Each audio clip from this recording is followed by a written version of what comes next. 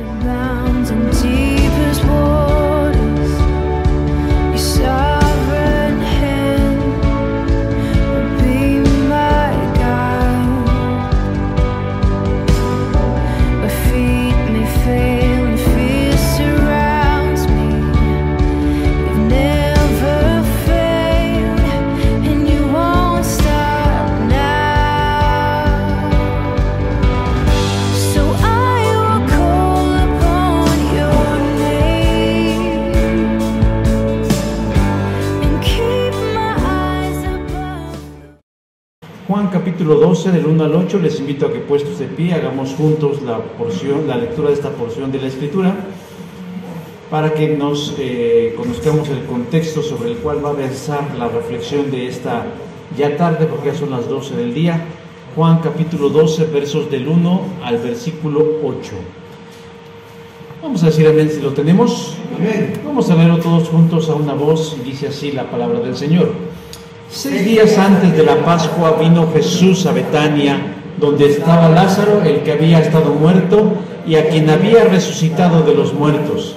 Y le hicieron allí una cena. Marta servía y Lázaro era uno de los que estaban sentados a la mesa con él. Entonces María tomó una libra de perfume de nardo puro, de mucho precio, y ungió los pies de Jesús y los enjugó con sus cabellos, y la casa se llenó del olor del perfume. Y dijo uno de los discípulos, Judas Iscariote, hijo de Simón, el que había de entregar: ¿por qué no fue este perfume vendido por 300 denarios y dado a los pobres? Por esto, no porque se cuidara de los pobres, sino porque era ladrón, y teniendo la bolsa sustraía de lo que se echaba en ella.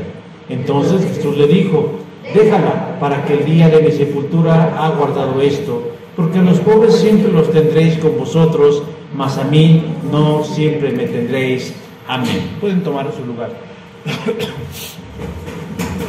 Es considerado el perfume más caro del mundo. Su precio alcanza en el mercado los 195,000 euros, algo así como 3 millones de pesos mexicanos.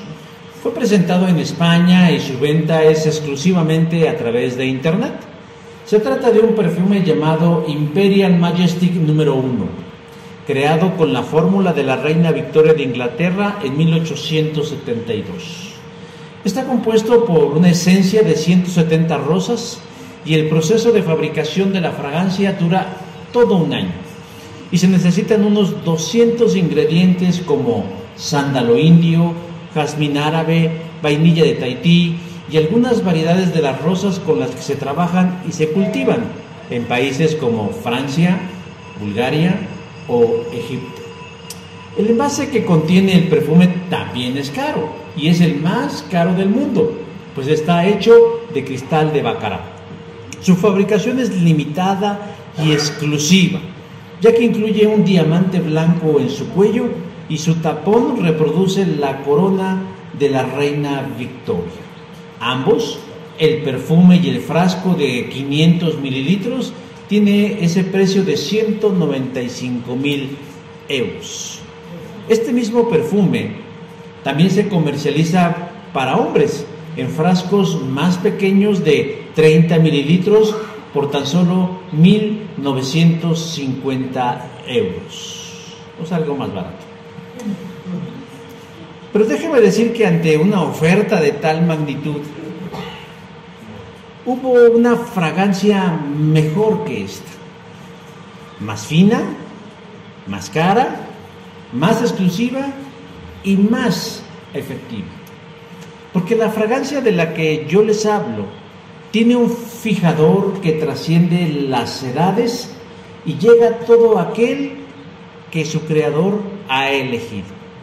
Es un perfume valiosísimo no solo por su naturaleza divina, sino por el propósito que cumple, ya que la potencia de ese perfume borra los pecados del mundo.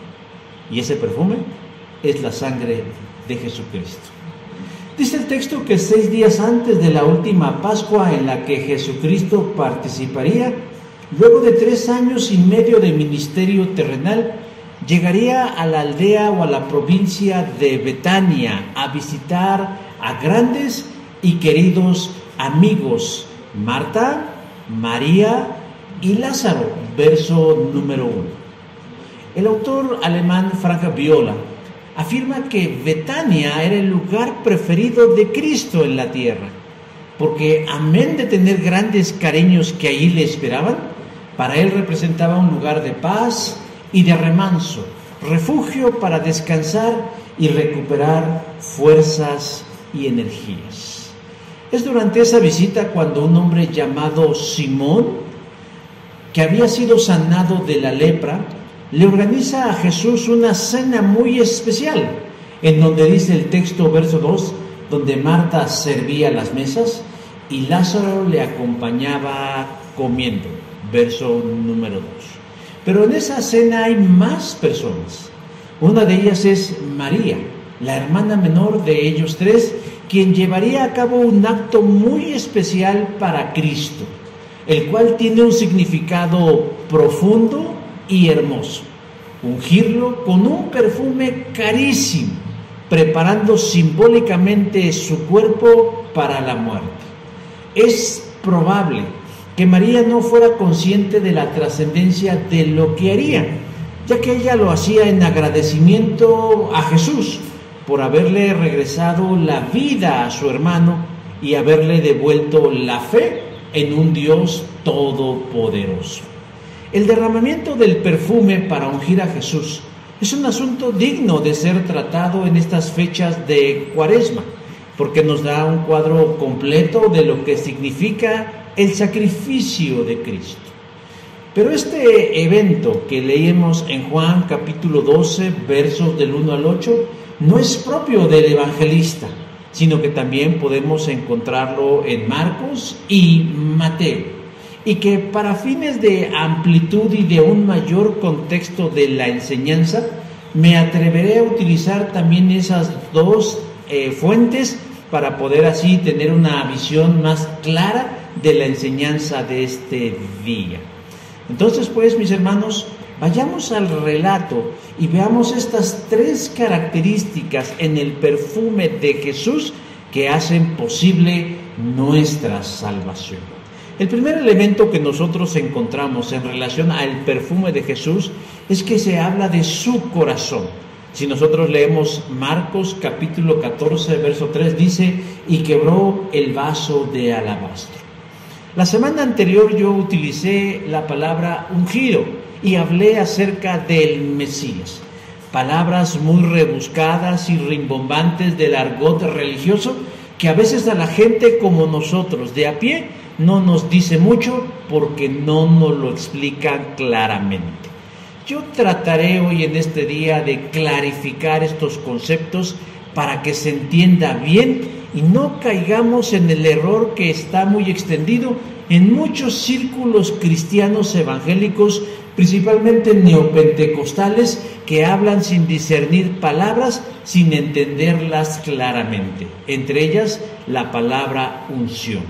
En el Antiguo Testamento, la unción significaba aplicar o untar de manera superficial a algo o a alguien un perfume o un aceite, con la finalidad de consagrarlo o apartarlo para el uso exclusivo de Dios. Ungir consistía básicamente en colocarse en las manos aceite o perfume y decir, es un ejemplo nada más, y decir: este pie de micrófono va a ser utilizado de manera exclusiva para el servicio divino. Por lo tanto, yo lo unjo, lo señalo, lo aparto y lo consagro al uso de nuestro Dios.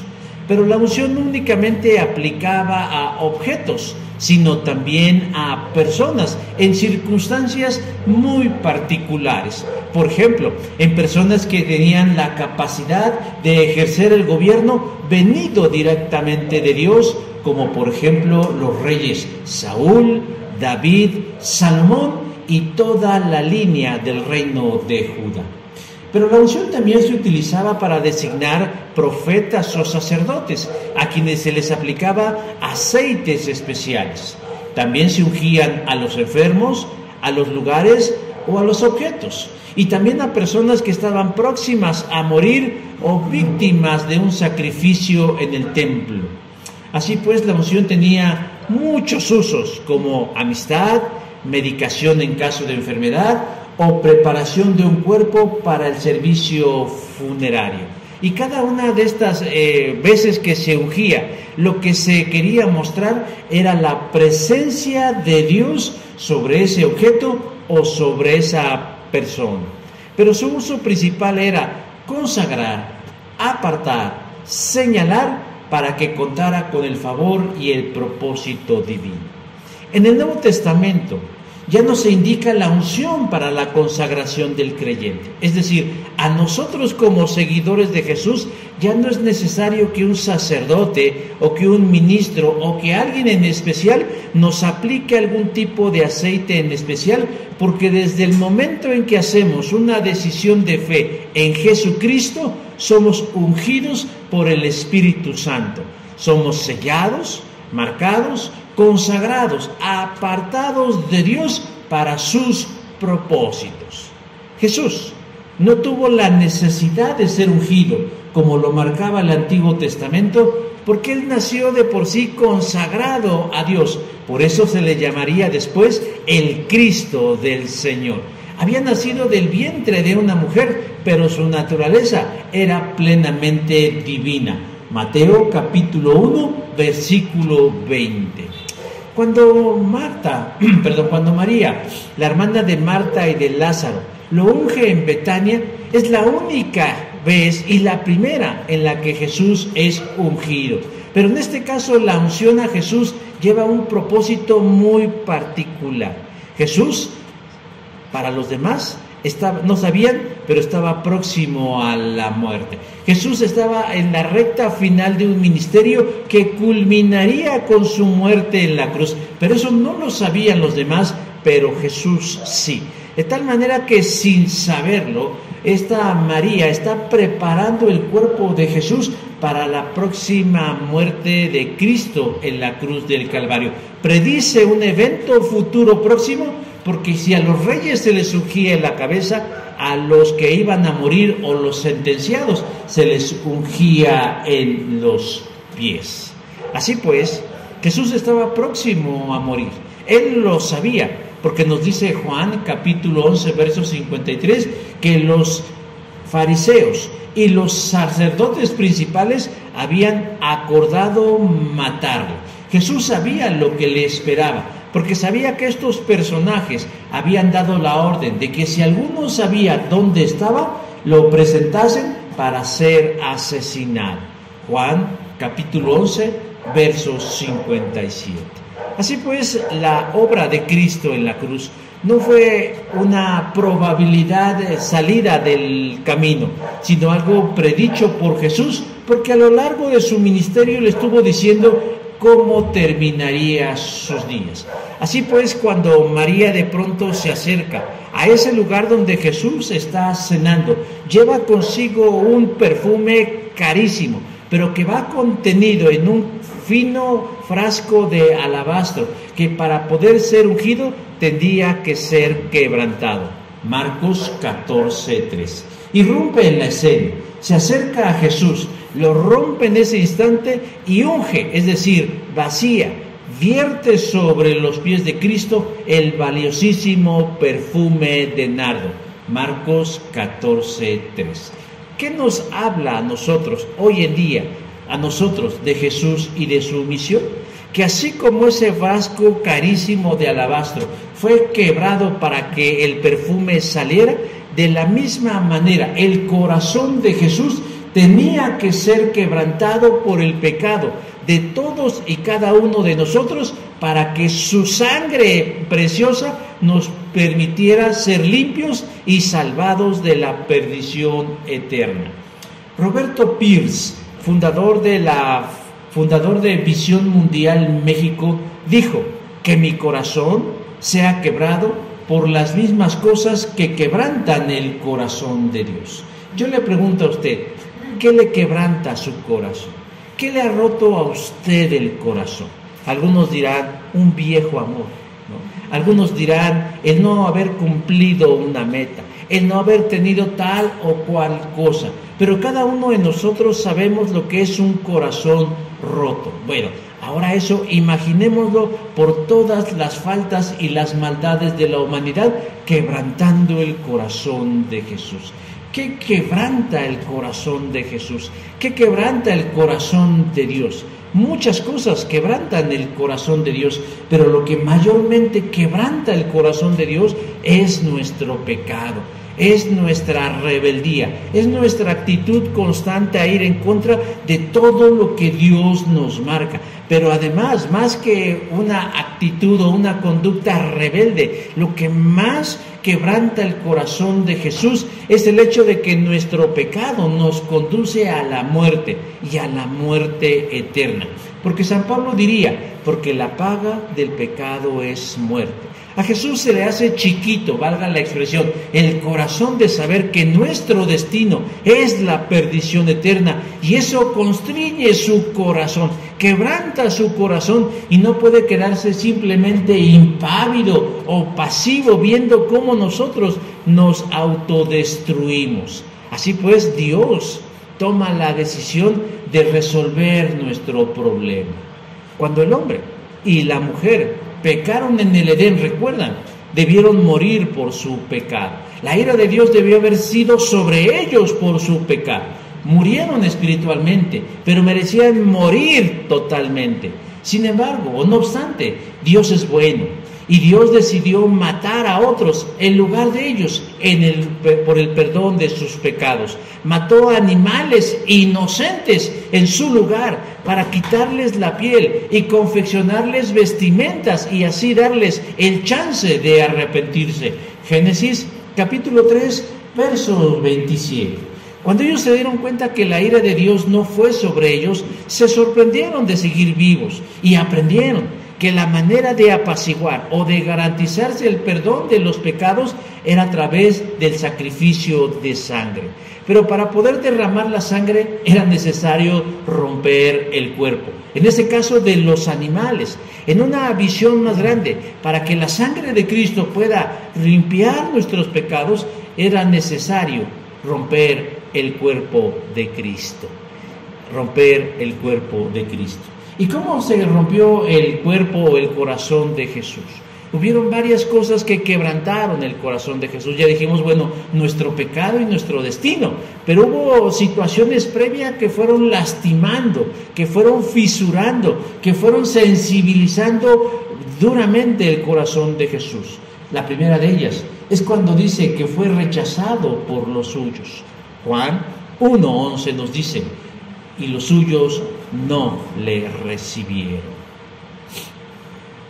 Uno se lleva desaires en la vida, por una o por diversas razones, o por una o por diversas personas, pero se siente más feo cuando uno es rechazado por a los que uno pertenece, sea su familia, sea sus amigos, sea su círculo más cercano. Cuando esos que se supone nos aman y nos quieren son los que nos rechazan, nuestro corazón se duele. Jesús, cuando vino a este mundo, se hubiera esperado, según la lógica, que quienes estaban al frente del templo lo recibieran de la mejor manera, pero no fue así, sino dice que lo rechazaron. Y eso debió haber incidido en el corazón y el ánimo de Jesús. La segunda razón por la que se quebranta el corazón de Cristo es porque durante su entrada triunfal a Jerusalén, que por cierto es el próximo domingo, conocido como el Domingo de Ramos, es recibido con bombo y platillo. Dice Juan 12:13, que gritaba la gente y le vitoreaba, ¡Hosana! Bendito al que viene en el nombre del Señor, el Rey de Israel. Pero eso no fue lo que le quebrantó el corazón a Jesús, sino que él pudo visualizar que los mismos que lo vitoreaban como el Rey de Israel, días después serían los mismos que en el patio del procurador Pilatos le gritaban, ¡Crucifícale! ¡Crucifícale! Juan capítulo 19, verso 15. O sea, la volubilidad del corazón de las personas. La tercera razón por la que se quebranta el corazón de Jesús es porque alguien muy cercano a él lo traicionaría entregándolo a sus enemigos. Juan 18:5 dijo, y también estaba con ellos Judas, el que le entregaría. Nosotros muchas veces estigmatizamos a Judas el Iscariote diciendo, pues era malo, y la verdad era malo. Pero yo creo que Jesús guardaba hacia él un sentimiento muy especial, y tenía cierta expectativa en que este hombre no hiciera lo propio, pero hizo, y al final de cuentas eso lastimó a Jesús. Pero no solamente la traición de Judas lastimó a Jesús, sino el abandono de sus más fieles seguidores. Mateo 26:56 dice, y entonces todos los discípulos dejándole huyeron. Las situaciones más difíciles de las vidas habemos de enfrentarlas solos. Muchas veces quisiéramos que nos acompañara la gente que amamos y estimamos, pero aún la muerte habremos de enfrentarla solos. Y esto es una realidad que duele. Y si Jesús, siendo Dios, pero también siendo hombre, al momento en el que se supone habría quienes le acompañaron, también le abandonaron.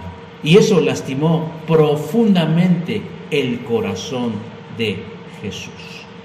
Pero muy probablemente el clímax del quebrantamiento del corazón de Cristo es durante la crucifixión. Amén del dolor físico por la flagelación brutal a la que fue sometido, la crucifixión en sí misma termina por lastimar más su blando corazón, porque estando en la cruz, Él está padeciendo lo que no debía de padecer por nuestro pecado. Él está ahí sufriendo por algo que no debió haber sufrido por nuestra causa, y está sufriendo. Creo que la mejor descripción que nosotros podemos encontrar es la que hace el salmista al decir del corazón de Cristo, mi corazón se ha vuelto como de cera, derritiéndose entre mis entrañas. Salmo 22:14. Se han hecho muchos estudios, claro, a la distancia, de naturaleza forense en relación a la muerte física de Jesús, llegando a la conclusión que la muerte física de Cristo fue por múltiples factores: deshidratación, hipovolemia, estrés, golpes, etcétera, etcétera, etcétera. Pero descubrieron algo importante, o más bien sugieren algo interesante, pero con mucha certeza, que es harto probable que el corazón físico de Jesús se haya roto literalmente. Yo no sé si ustedes han tenido la oportunidad de mirar un corazón, espero que no de persona, pero que ustedes hayan visto un corazón, o si alguna vez tienen la oportunidad de ver un corazón, puedan notar que el grosor del músculo del corazón es bastante amplia, porque al final de cuentas nuestro corazón es un órgano muscular. ¿Por qué? Y que necesita de un músculo fuerte para poder bombear una gran cantidad de sangre. Bueno, es prácticamente imposible que ese músculo se rompa, pero se ha descubierto que individuos que son sometidos a agonías intensas y prolongadas, se puede literalmente romper el músculo del corazón y dejar salir la sangre de ahí. Y por el relato y por la evidencia, parece ser que a Jesús en la cruz del Calvario se fragmentó totalmente el corazón cuando un centurión clavó sobre su pecho una lanza y salió de su pecho agua y sangre, lo cual nos deja entrever claramente que el corazón de Jesús fue roto de manera literal. ¿Qué nos dice a nosotros ese frasco de perfume que María rompió para vertir el perfume en los pies de Cristo? Que el corazón de Cristo fue roto por amor a nosotros para que pudiéramos alcanzar la salvación. En segundo lugar, ¿qué nos dice a nosotros el perfume de Jesús? No solo nos dice que el corazón o que el frasco de alabastro es roto para que salga su contenido, sino que también nos habla de su contenido, que es la sangre misma de Jesús. Mateo 26:7 dice, vino a él una mujer con un vaso de alabastro de perfume de gran precio y lo derramó. Ya vimos que el frasco de fino alabastro que es quebrado por María nos habla del quebrantamiento del corazón de Cristo, que al romperlo el contenido se derrama, pero que en este caso fue un fino perfume y que representa ¿qué? El derramamiento de la sangre de Cristo. Decía yo al principio que generalmente cuando se llevaba a cabo el proceso de la unción se hacía con aceites, que en ocasiones era mezclado con otras sustancias para enriquecerlo y darle un significado especial. Que en el caso de los reyes se ungía en la cabeza y en el caso de los muertos y moribundos en los pies. El perfume de nardo que María derrama en Jesús no es un perfume barato. Creo que todos alguna vez hemos tenido, ya sea por decisión o porque no nos alcanzó, o porque alguien nos lo regaló, o porque alguien nos dijo conocer un perfume barato o sin importancia. En el caso de María, ella no le dio un perfume barato al Señor, sino un perfume de altísimo costo, dice verso 7 de Mateo 26, cuando dice perfume de gran precio. Yo creo que a veces, bueno, yo no sé, yo no me doy cuenta si las cosas son caras o son baratas, a menos que me digan el precio, porque soy muy malo para esas cosas. Yo no sé si lo que algunos de ustedes traen es oro o es chapita de oro. Yo no sé si ustedes traen un Versace o traen un Gucci o traen algo del tianguis, porque yo no sé distinguir eso. Yo no sé si lo que traen les costó mucho o les costó poco. De la misma manera, yo creo que los que estaban en la cena no sabían si el perfume en ese frasco de alabastro, el contenido de ese frasco, era un perfume carísimo. Yo no lo sabía la gente. Entonces, ¿cómo es que sabemos? Pero hay gente que sí lo sabe. Hay gente que sabe distinguir y dice, ah, caray, tus lentes valen más que mis zapatos, ¿no? O tu coche vale más que mi casa. Hay gente que tiene esa habilidad o esa capacidad porque tiene el conocimiento para hacerlo. Nosotros no nos damos cuenta del costo del perfume. Y en el caso de este relato nos damos cuenta que los discípulos de Jesús, Judas el Iscariote, sí había calculado el precio del perfume, tenía una visión monetaria, porque dice en Juan capítulo 12, verso 5, ¿por qué no fue este perfume vendido por 300 denarios? O sea, él sabía el costo del perfume, 300 denarios. ¿Cuánto era 300 denarios? Dice, era el pago por un año de trabajo. Un año de trabajo. ¿Cuánto gana usted al mes? Bueno, haga las cuentas. Ahora multiplícalo por los 12 meses. Y piensa que eso le valga un perfume que pesa entre 350 o 500 mililitros. ¿Valdría la pena? Bueno, según sus prioridades. Pero en ese momento vemos lo caro del perfume que María vertió sobre los pies del Señor Jesús. Ese perfume es caro por su elaboración, por su manufactura, porque era un perfume originario de los Himalayas, que se extraía de una flor exótica, que al día de hoy todavía se fabrica, aunque se utiliza mayormente para el cuidado del cabello. Y su precio es lo que lo hace, su elaboración es lo que hace que su precio sea muy elevado. Pero ¿qué pasa? A María no le importa, parece no importarle el costo que tenga que pagar con tal de manifestarle al Señor Jesús su agradecimiento. Es más, lo menospreció de alguna manera.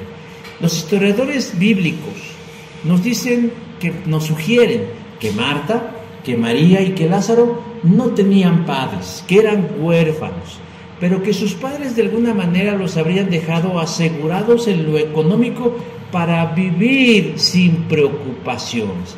No eran ricos, pero tampoco eran pobres. En ninguna parte del relato nos dicen a qué se dedicaban. Tal vez vivían de sus rentas. Decíamos, no eran pobres, pero tampoco eran ricos. De tal manera que María no podría presumir de ser una persona adinerada, sino una persona que vivía con lo suficiente, pues como para tener un perfume de esa naturaleza debió haber gastado suficiente. Pero aún así, aunque ella hubiera gastado los 300 denarios por ese perfume, en ese momento para ella no es un desperdicio, para ella no es un mal gasto vertir el contenido de ese perfume, porque cuando de Jesús se trata, ella dice, no hay que escatimar. Yo creo que esta familia ama mucho a Jesús, porque le ofrece siempre lo mejor que tiene. ¿Cuánto amamos nosotros a Dios? ¿Cuánto es el amor que nosotros sentimos por Dios?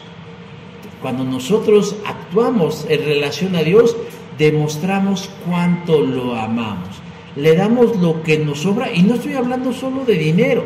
Hablo de capacidades, hablo de dones, hablo de tiempo, hablo de oportunidades, hablo de muchas otras cosas, entre ellas el dinero. Pero ¿cómo se lo manifestamos? ¿Damos lo necesario? ¿Damos lo justo? ¿Damos lo que nos sobra? ¿O no le damos nada? ¿Ven? Cada quien sabrá. Pero ahora veámoslo desde el otro lado. ¿Cuánto nos ama Dios? ¿Cuánto nos ama Dios? Yo creo que Dios nos ama tanto. Dios nos quiere tanto, hermanos, como para derramar la sangre de su Hijo unigénito por nuestra salvación. Hace un rato hablaba yo acerca de los sacrificios de animales, y decía yo que cuando el hombre y la mujer pecaron, la justicia de Dios debió haberse vista sobre ellos dos, pero Dios la descargó, por así decirlo, en animales inocentes, sacrificándolos como sustitutos por el pecado de aquellos que le habían fallado. Entonces, el derramamiento de la sangre estaba implícito en esto, porque no podía sacrificarlos sin derramar su sangre. Y en ese momento la sangre se convierte en el elemento preponderante del sacrificio, porque para Dios la sangre es importante. Levítico 17:11 nos dice: porque la vida de la carne en la sangre está, y yo os la he dado para expiación sobre el altar de vuestras almas. Y más adelante él reafirmaría: porque la sangre es la vida. La sangre es sagrada para Dios. Para nosotros a lo mejor es importante, pero no la vemos como algo sagrado. Tan solo vayas hasta un rastro, ¿verdad?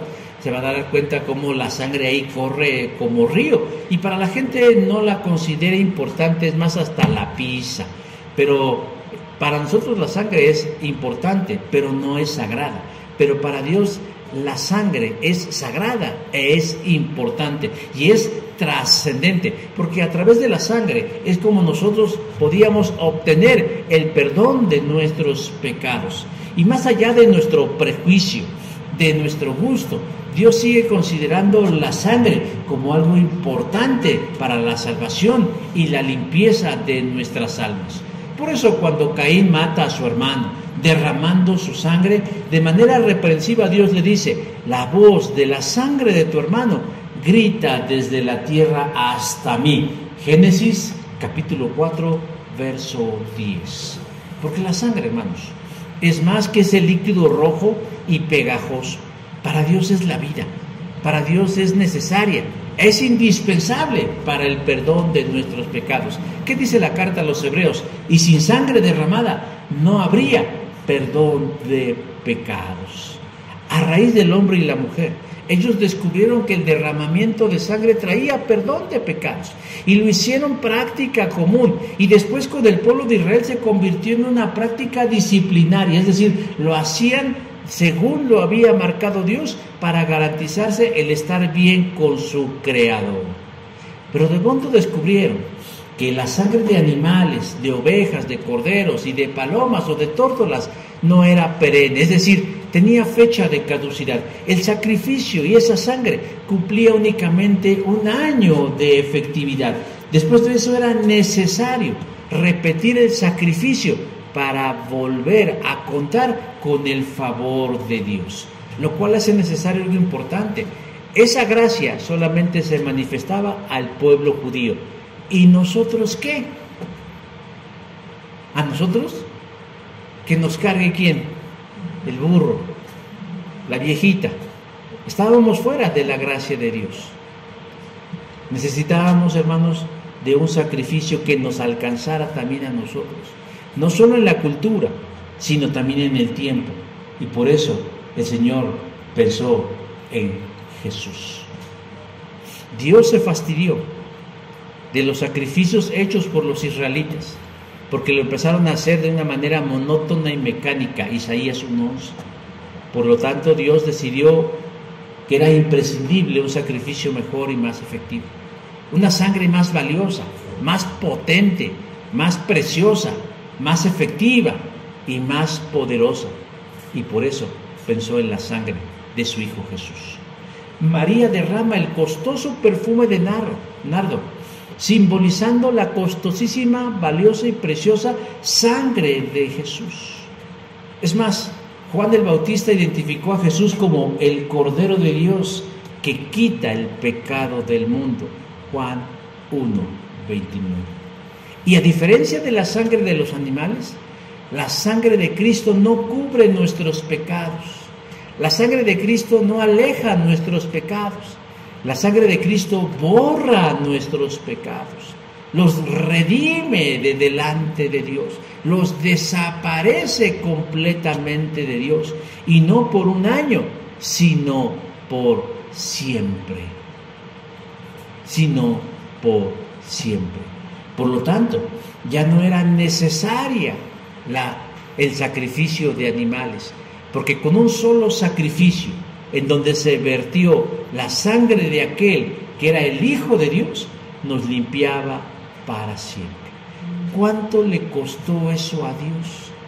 Muchísimo, más de lo que nosotros pudiéramos imaginar, más de lo que nosotros pudiéramos concebir, más, es más, nunca podríamos pagar semejante regalo de parte de Dios. Es un regalo invaluable, porque con su derramamiento Cristo compró, limpió y liberó a todo aquel que cree en Él. ¿Qué nos dice la unción en Jesús? Nos habla de lo valiosa que es su sangre, nos habla de lo valioso que es su sacrificio. Solo quiero terminar esta parte con una precisión. En el texto de Juan, capítulo 12, del 1 al 8, nos dice que María vertió el perfume sobre los pies de Jesús y los secó con sus cabellos. Pero si ustedes leen Mateo 26 y Marcos 14, nos dice que esa María vertió el perfume sobre la cabeza de Jesús. Y algún malicioso por ahí, o ¿cómo decirlo? No malicioso, sino alguien curioso, podría decirse, ¿cómo?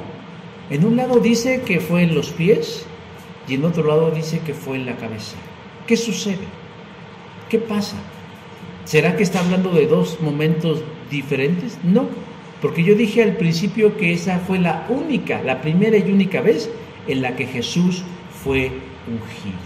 Entonces, ¿por qué Juan nos dice que en los pies y por qué Mateo y Marcos nos dice que en la cabeza? ¿La Biblia se contradice? No, no se contradice. Déjeme decir que lo que hace más bien Juan es omitir que María también vertió el perfume en la cabeza. Tiene que ver más bien con una cuestión de énfasis. Marco y Mateo, en su evangelio, quieren mostrar a Jesús como un rey, como el descendiente de la línea de David, de tal manera que la unción de María viene a representar a Jesús como el rey de Israel, mientras que el propósito, el énfasis de Juan es presentarnos a Jesús como un siervo, como alguien que pone su vida por rescate de muchos, y primordialmente enfatiza en este momento que el perfume fue vaciado en sus pies. Y entonces, englobando la descripción, significa que María empezó a vertir el perfume de la cabeza a los pies en el cuerpo de Jesús. Pero Juan únicamente refiere los pies porque a él lo que le interesa es que nosotros conozcamos que Jesús estaba próximo a morir como un siervo sufriente. Y espero con esto aclarar la aparente contradicción, para que no se me vayan con esas dudas. Pero por último, ¿qué nos dice el perfume de Jesús? Ya vimos que nos habla acerca del quebrantamiento de su corazón. nos habla acerca de su sangre preciosa, pero también nos habla acerca del alcance de su sacrificio. Verso 3 del capítulo 12 de Juan dice: y la casa se llenó del olor del perfume. Juan es el único de los 3 evangelistas que nos dice que una vez que María vertió el perfume sobre el cuerpo de Jesús, la casa se llenó del olor de su perfume. ¿Qué hace que un perfume dure o no dure? ¿Su precio? No, sino su manufactura. Sí. Uno de los elementos importantes en la elaboración de un perfume es el fijador. Si es un fijador medianamente de calidad, de pobre calidad o de alta calidad. Yo conocí hace algunos años a una persona química, por cierto, que elaboraba sus propios perfumes. Y ella decía: el secreto de un buen perfume es su fijador, es decir, la capacidad de duración y de poderse impregnar alrededor de donde se aplica. En el caso de Jesús, nos damos cuenta que su perfume, el perfume que vació, el perfume de nardo que vació, no quedó únicamente en los pies de Jesús, sino dice, inundó la casa, la habitación, el espacio. Los que estaban ahí presentes no solo vieron el acto excéntrico de María de ungir a Jesús delante de ellos, sino que les llegó el olor en cualquier rincón, inclusive en la cocina donde estaba Marta moviéndole al pozole de pollo, porque ellos no comían de cerdo, moviéndole al pozole de setas, porque no eran precisamente fans del puerquito. Le llegó el aroma del perfume que habían vaciado en los pies de Jesús. ¿Qué nos dice a nosotros esto? Que lo hecho por Jesús no se circunscribe únicamente para los judíos.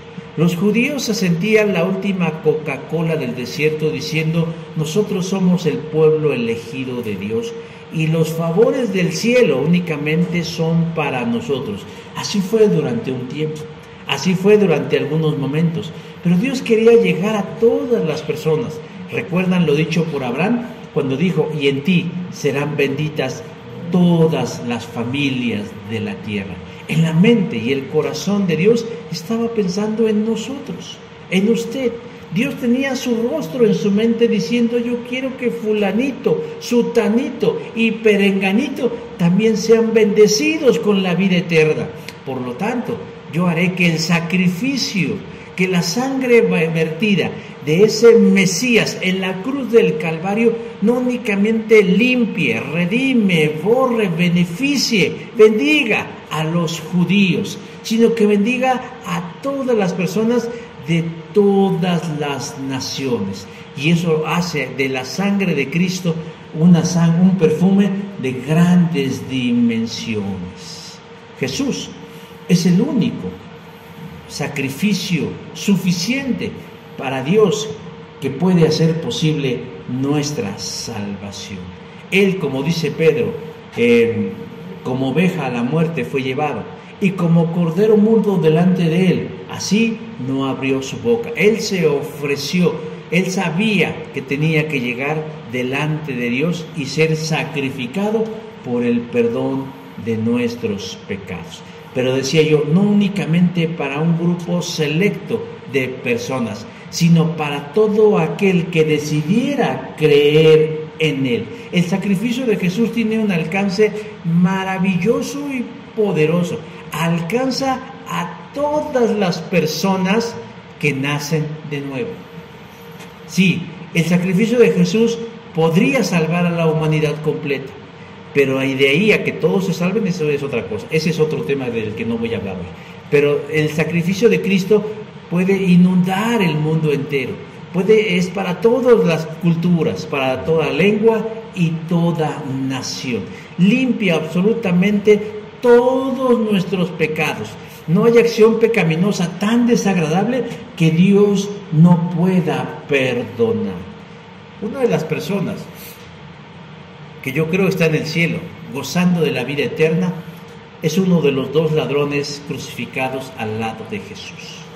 El catolicismo romano ha pontificado a este ladrón llamándolo el buen ladrón. Pero eso es una paradoja, no puede ser un buen ladrón, ¿no? ¿Verdad? Es como el buen asesino, ¿no? O el buen narcotraficante. No, pues no puede ser. Entonces, eso es una paradoja que no llega. Este hombre estaba en la cruz, no por ser un medio ladrón, no estaba en la cruz por ser alguien que estaba sufriendo una injusticia, ese era Cristo. Él estaba en la cruz y él mismo lo reconoce diciendo: nosotros estamos pagando conforme a nuestras obras. Él era un malhechor, pero era un malhechor peligroso que estaba recibiendo justamente a la luz de la ley de los judíos y de los romanos su justo pago. Era probable, hartamente probable, que ese ladrón haya asesinado personas por robar, porque no lo hubieran crucificado por robarse un gansito o por robarse unas manzanas, sino muy seguramente por haber hecho cosas atroces. Bueno, yo os dije hace un rato, ese hombre está disfrutando de la eternidad, del paraíso, como le dijo Jesús. Pero ¿por qué si fue una mala persona? ¿Pero por qué si no hizo lo bueno? No, lo hizo porque creyó en Jesús. Porque Jesús abrió sus ojos espirituales en ese momento y le reconoció como el Salvador del mundo. Y por eso le dijo: Señor, cuando estés allá en tu reino, acuérdate de mí.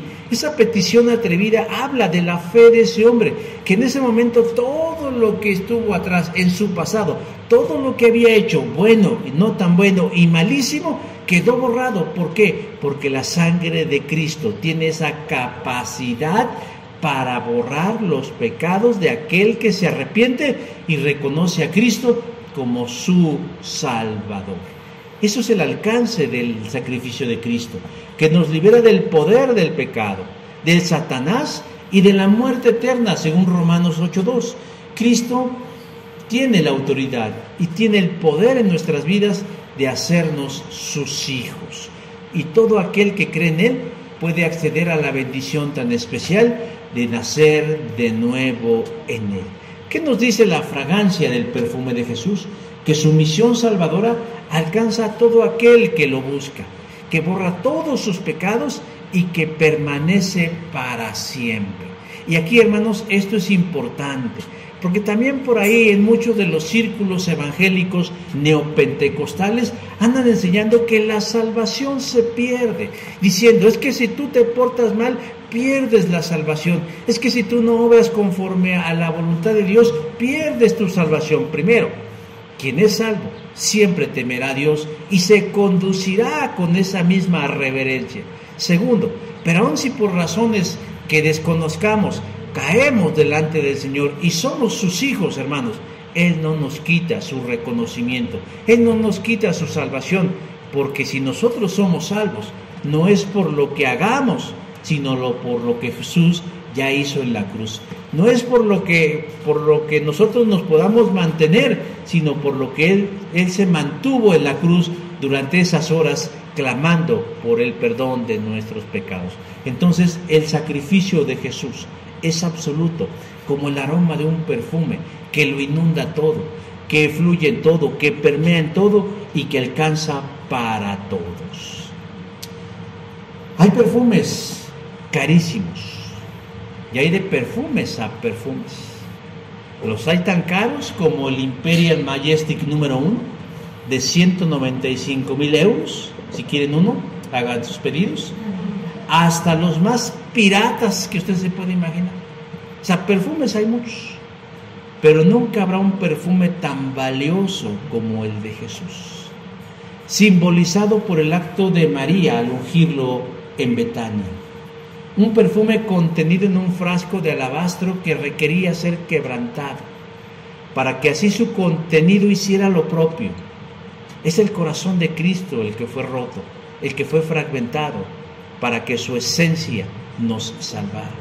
Es un perfume tan valioso que valió su precio en oro, porque no vertió Jesús cualquier cosa, sino la vida misma, su sangre, para la salvación de cientos de miles de almas para la eternidad. Con un fijador tan abrumador, capaz de inundarlo todo y de permanecer ahí por siempre, como lo es la salvación en Cristo. Ser salvos, hermanos, es un don de Dios que llega y llegará a muchos y estará ahí por siempre.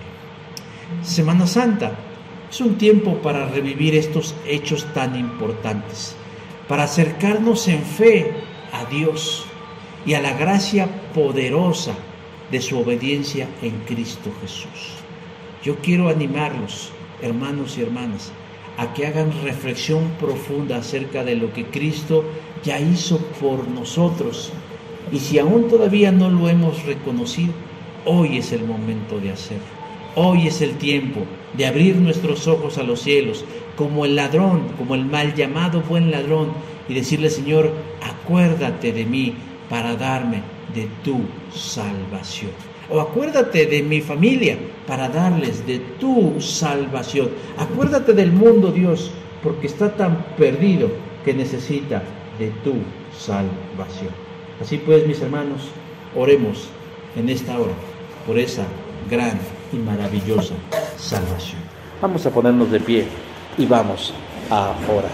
Señor, en esta hora te agradecemos infinitamente por el don de estar delante hoy de tu presencia, en este lugar y en este momento, habiendo dispuesto, bendito Padre, nuestra atención para escuchar tu palabra y escuchar tu mensaje, que este día fue expuesta.